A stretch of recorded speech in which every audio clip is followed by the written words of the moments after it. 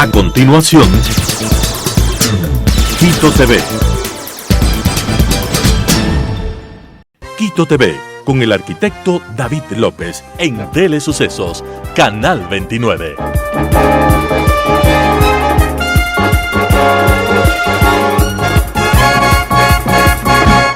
¿Qué tal, amigos? Bienvenidos a Quito TV, el espacio de la ciudad, aquí en Telesucesos 29 y 29.1, nuestras frecuencias en televisión abierta, 73 en Extreme TV Cable, 43 en Claro TV, Canal 6 en Cable Unión, Alfa TV, Canal 44 en CB Televisión, el Cantón Mejía en Machachi, y también pueden ver desde cualquier parte del mundo a través de www.telesucesos.net o en YouTube como Telesucesos HD. Tenemos el día de hoy la presencia aquí de Gustavo Larrea. Él es un dirigente político de mucha data, de muchos años, partícipe además activamente dentro de lo que es la política.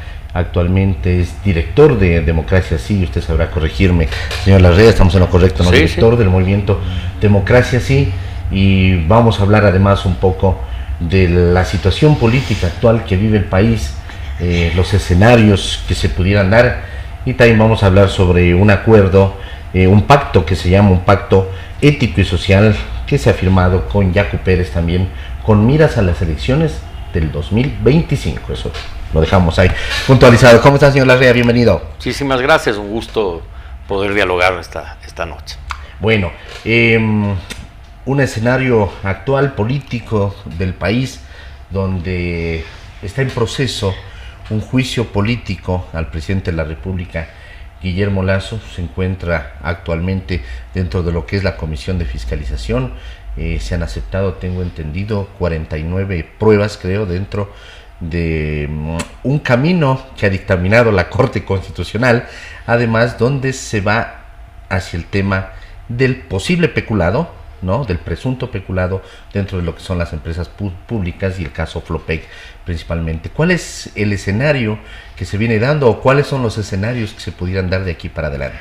Yo creo que más allá de lo que pasa en el juicio político, el juicio tiene dos salidas posibles y no más. La una es la destitución y la otra es que no tengan los votos y el presidente no sea destituido. Sin embargo, eso no soluciona la crisis profunda por la que vive el país. Yo creo que tenemos una crisis de seguridad que espanta, el crimen organizado, la delincuencia común, el narcotráfico, los problemas de asesinatos a diario en las calles de las ciudades del país, la inseguridad que vivimos, pero no solo es la inseguridad producto de la violencia y el crimen, también hay inseguridad jurídica, hay inseguridad ambiental, hay inseguridad en el sistema de salud pública, en la seguridad social. Es un conjunto de inseguridades que vive el país, es un desconcierto. Yo digo, estamos en una crisis ética, de valores. Es decir, ahora la corrupción infiltra todas las áreas del poder del Estado, no solo del Ejecutivo, del Legislativo, del Judicial, de los otros llamados cuarto y quinto poder del Estado, de los municipios, las prefecturas, hasta de las juntas parroquiales. Es decir, tenemos un problema ético de fondo, tenemos una crisis del sistema de justicia, la Asamblea tiene una credibilidad que creo que no llega ni al 9%, el Ejecutivo también, y cada uno se echa la pelotita y culpa al otro. La verdad es que todos son responsables de la crisis que el país vive ahora y requerimos buscar una salida para enfrentar esta crisis, que no es solo de seguridad, y de ética, es una crisis económica, social, que provoca migración masiva, es una crisis política, una crisis, en definitiva, el país está topando fondo, y el juicio político en medio de eso es un lodazal donde un asambleísta sale un día y dice no hay pruebas, al otro día dice sí hay pruebas,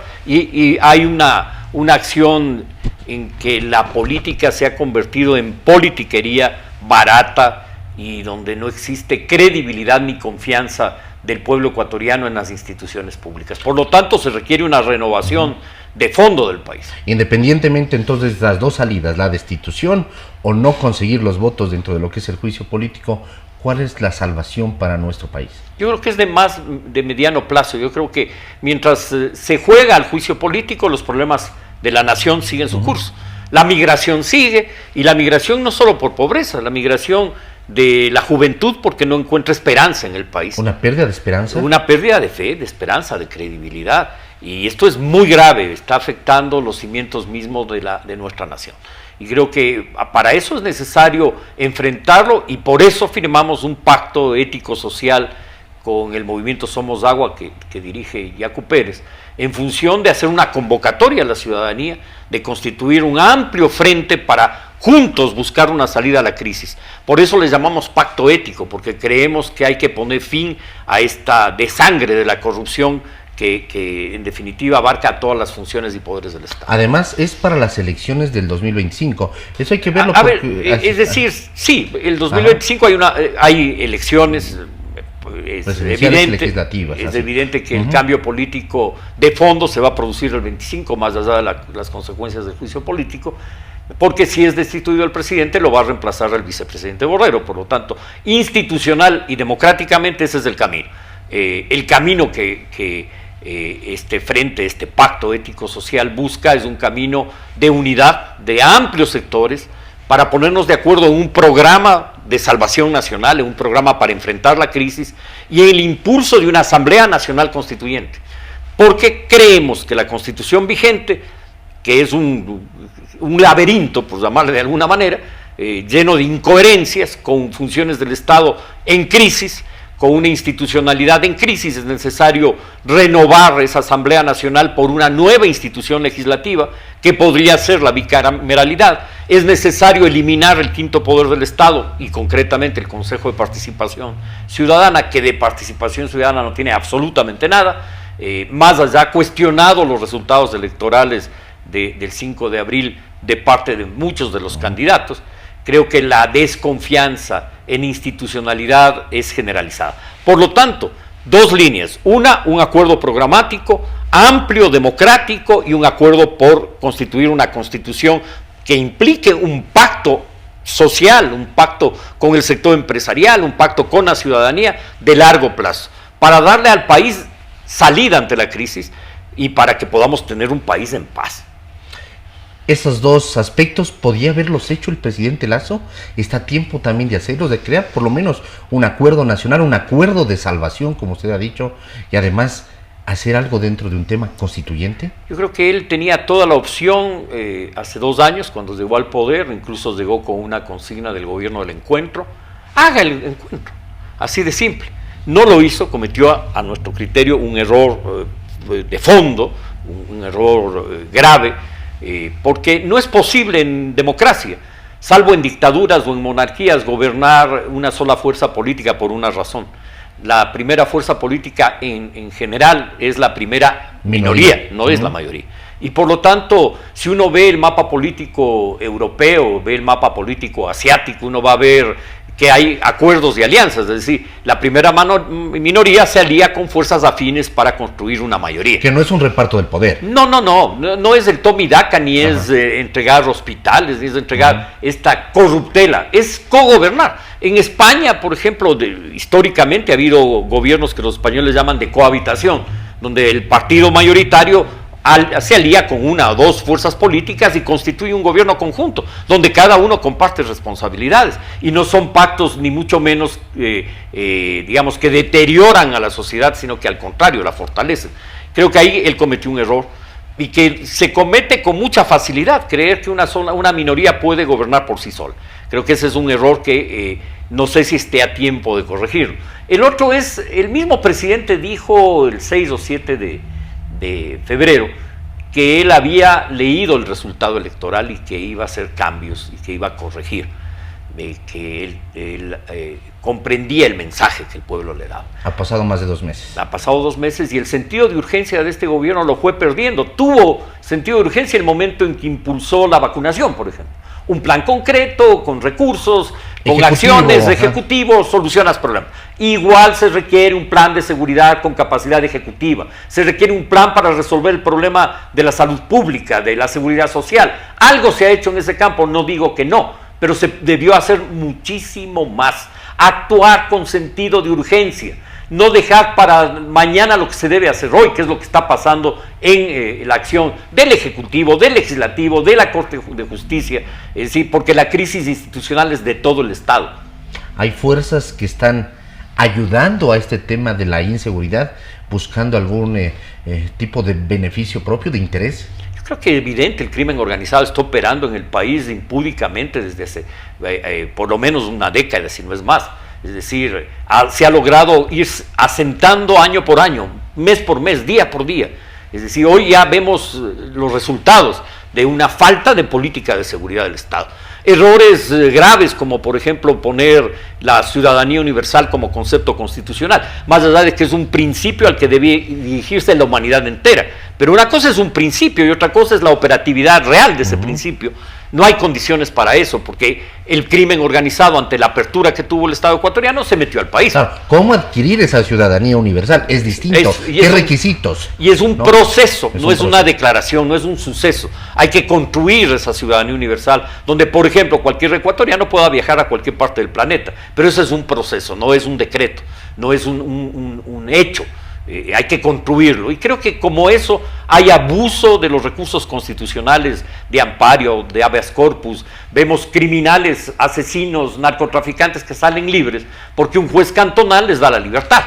Es decir, ahí hay un problema constitucional de fondo. Por eso decimos que no solo se trata de un programa de capacidad ejecutiva, sino también de cambios en la Constitución vigente. Se requiere una reforma de esa Constitución, aprendiendo las lecciones de que hay evidentes errores que se cometieron en el texto constitucional que hay que corregirlos. Así es. Usted fue parte del gobierno de Rafael Correa los primeros años, ¿no? Primeros años, yo me separé hace ya 14 años y lo he hecho de manera pública y he combatido y combatí al gobierno de Correa. Cuando convocó a la consulta popular de meter las manos en la justicia, yo dirigí la coordinadora nacional, esta vez no, señor prepotente. Y nos ganaron con 0.2 puntos de diferencia en una pregunta, 0.5 en otra. Es decir, estuvimos a punto de ganar en un momento en que lamentablemente muchos sectores dijeron: no, Correa ya ganó, ¿para qué vamos a hacer campaña? Y no hicieron campaña para negarle la posibilidad de meter la mano en la justicia el año 2011. He mantenido una posición crítica con el gobierno de Correa. Hay dos gobiernos, yo creo que al menos dos.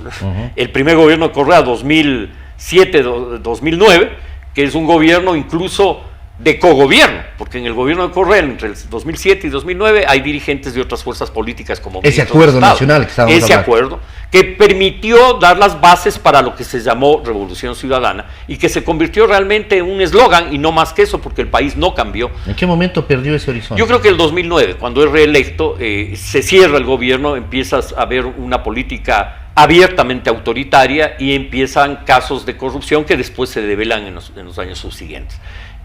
Por lo tanto, sí, fui parte de ese proceso y tuve la esperanza, igual que la gran mayoría de ecuatorianos, de que es posible un cambio. La misma esperanza que mantengo ahora. Hay que impulsar un cambio y hay que hacerlo con la gente honesta del país, que somos la gran mayoría de ecuatorianos, que no nos hemos manchado, pese a que nos han criticado, que nos han crucificado, que nos han dicho de todo.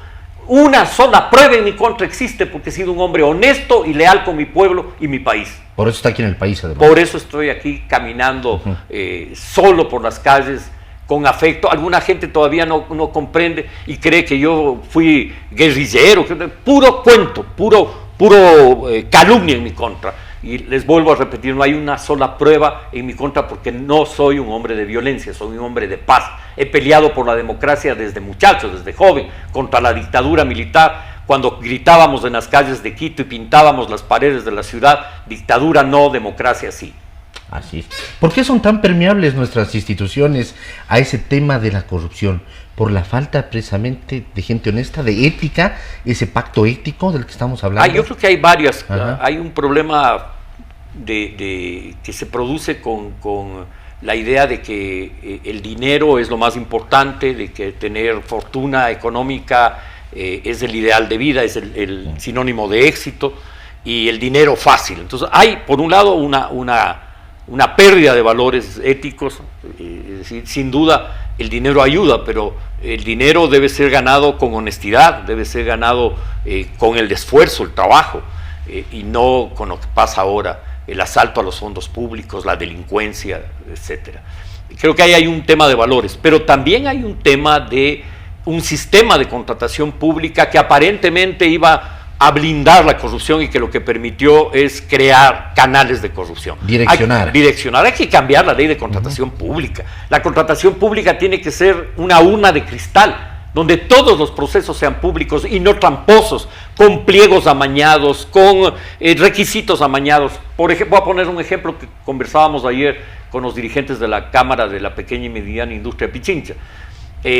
Hay un concurso para comprar camas para hospitales, pero los indicadores técnicos hechos para ese concurso son camas producidas en Europa. Por lo tanto, por más buenas que sean las camas producidas por la industria ecuatoriana, no pueden entrar al concurso porque no reúnen los requisitos técnicos. ¿Por qué los pliegos están conducidos para que se fomente la importación y no la industria nacional, que es la que genera empleo? Ahí hay, por ejemplo, un problema de enfoque. La contratación pública debe privilegiar la generación de fuentes de trabajo, empleo, y por lo tanto debe privilegiar a la industria ecuatoriana. Es decir, ese es un tema de orientación que el país no la tiene. Entonces, claro, de la gran cantidad de oferta que tiene el Estado en compra pública, una cifra enorme, cerca del 70%, es importada. Y la industria nacional, que debería ser una fuente de venta, el Estado deja de ser esa fuente de recursos para el desarrollo del empleo en el Ecuador, y tenemos tasas de desempleo enormes. Por lo tanto, se requiere un viraje del país que fortalezca la industria nacional, que fortalezca el turismo, que fortalezca el empleo local, que fortalezca, en definitiva, una institucionalidad donde la compra pública beneficie a los ecuatorianos y no a funcionarios públicos que llegan allá a llevarse todo lo que pueden. Por eso la contratación debe cambiar, y por eso son necesarios cambios en la Constitución y cambios en las leyes, y no solo en leyes, en decretos que permiten que esta Feria de la Alegría sea permanente. Ni el gobierno actual ni el gobierno de Lenín Moreno lograron frenar esto. Y no digo que no hayan tenido voluntad, lo que creo que no han tenido es visión para hacerlo. Es decir, hay que hacer un cambio profundo. Basta con hacer un análisis y un estudio de qué está pasando con la contratación pública, y vemos que todos los días salen problemas en Petroecuador, en las eléctricas, en la construcción, en la compra de medicinas, en que no hay Fuerzas Armadas, policía incluso. Desde luego. Por lo tanto, debemos hacer un sistema de contratación pública absolutamente abierto. Hay un cambio profundo, que es un cambio que no se puede hacer en un día, una semana, en un mes, que es un cambio en el sistema educativo. Necesitamos un sistema educativo que forme a nuestros niños, a nuestros jóvenes en valores. Necesitamos un sistema educativo donde la honestidad sea el valor central, como lo fue en las décadas pasadas. Un país pobre pero honesto. Un país pobre lo éramos. Hoy seguimos siendo algo menos pobres de lo que éramos como país, pero la gente era pulcra, honesta. Los niveles de delito, de corrupción eran muchísimo menores que ahora. Libros sin doctrina. Claro, yo creo que es un tema que debe estar en las aulas de la escuela, fomentando valores y no fomentando el sálvese quien pueda, en todo vale. No todo vale. Vale lo que es justo, lo que es honesto, lo que es solidario. Los valores que exageran el éxito, entendido como tener mucha plata, esos valores están destruyendo no solo a nuestra sociedad, a otras sociedades. Así es. Este programa además se llama Quito TV, siempre estamos hablando de la ciudad. ¿Usted con qué ojos ve esta nueva administración municipal que va a estar al frente con Pavel Muñoz? Mira, yo ¿Le conoce usted a Pavel? Sí, le conozco, no soy amigo de él, pero sí sé quién es. Creo que ha cometido algunos desliz en mi contra, cuando hace años atrás, en el año 2007, dijo que yo era el hombre del maletín. O sea, absurdo. Yo no he conversado con los legisladores que no sea de temas políticos, y jamás he sido un operador político de esa naturaleza. Cuando fui ministro de gobierno hice acuerdos con las fuerzas políticas para impulsar la Asamblea Constituyente, y lo hice de manera abierta y pública. No estoy yo en esas jugarretas de la sociedad. Pero sin embargo, pese a que es electo por una fuerza política contraria a la nuestra, que es la fuerza política del correísmo, sin embargo creo que el municipio de Quito debe trabajar por la ciudad, que hay que, no obstruir el trabajo de la ciudad, hay que apoyar las cosas positivas que tenga y hacer críticas cuando el municipio no funcione. Hoy hay una crisis del municipio también. Por supuesto. Y tiene el nuevo alcalde una tarea enorme que es, entre otras cosas, resolver el problema de la tenencia de las propiedades de la ciudad. Más del 30% de la propiedad urbana es construida ilegalmente, informal, hay que legalizar eso. Hay gente que vive ahí 40, 50 años y no está legalizada su propiedad. Hay que crear una ordenanza municipal que facilite ese proceso.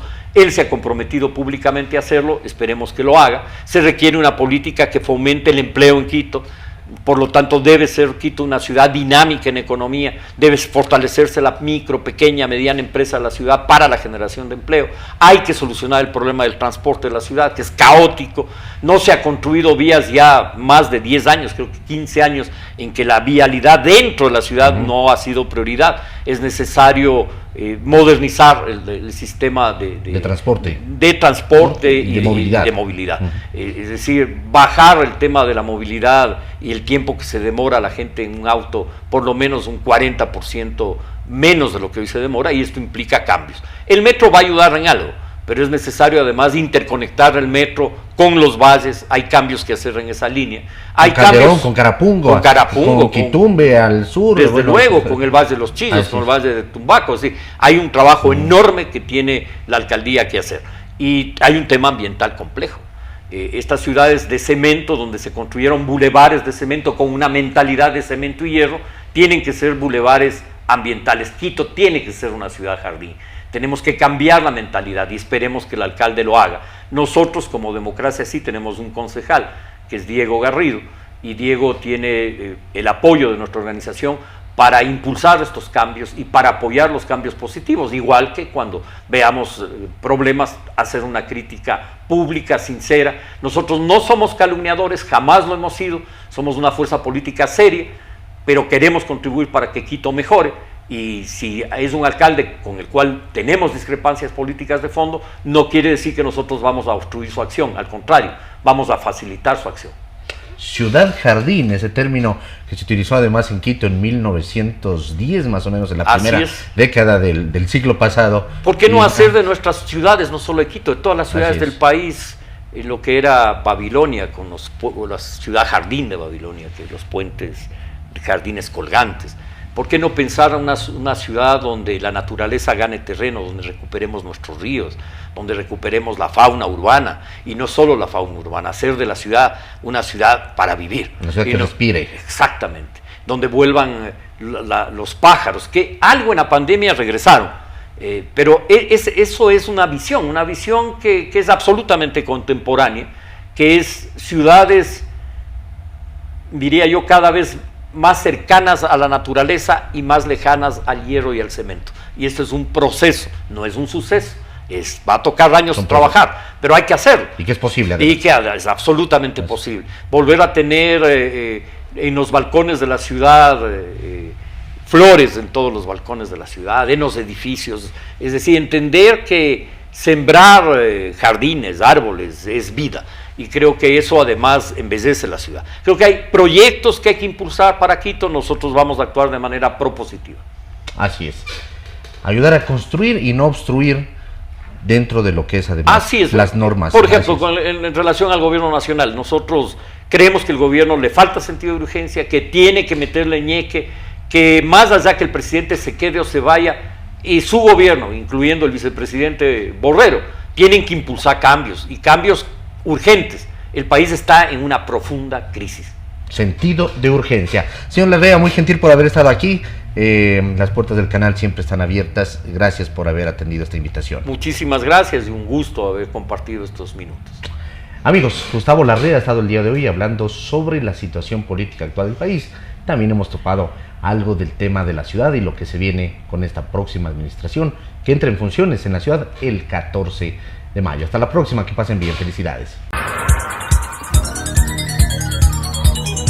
Las opiniones vertidas en este espacio por la producción y dirección del programa son de exclusiva responsabilidad de sus autores y de quienes intervienen en ellos.